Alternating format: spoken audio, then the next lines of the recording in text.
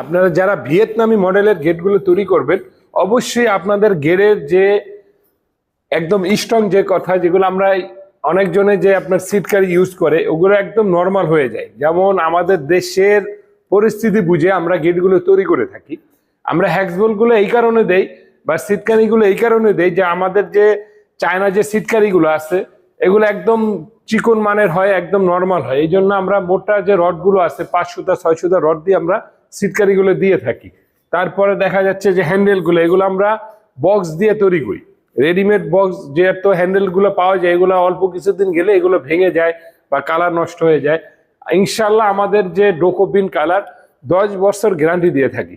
তার সাথে একটা পকেট পাল্লা অবশ্যই দেওয়া যাবে প্রতিটা ভিয়েতনামি গেটে, যেগুলোর সাইজ হবে 10 ফিট 12 ফিট 11 ফিট। অবশ্যই তাদের সাথে একটা পকেট পাল্লা থাকবে। যেমন এই পাল্লাটা আপনারা আমার মতন একটা লোক অনায়াসে সবসময় যাতায়াত করতে পারবে। এই যে দেখেন আমি অনায়াসে কিন্তু যাতায়াত করতে পারতেছি।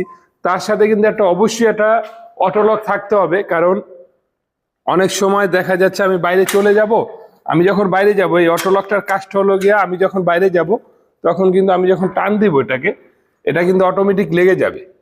এই যে অটোমেটিক লেগে গেল। এখন আমার হাতে চাবি নাই বিধে আমি ভিতরে ঢুকতে পারবো না। আর আমার এই মেন গেটগুলো অবশ্যই সবসময় তো তালা মারাই থাকবে।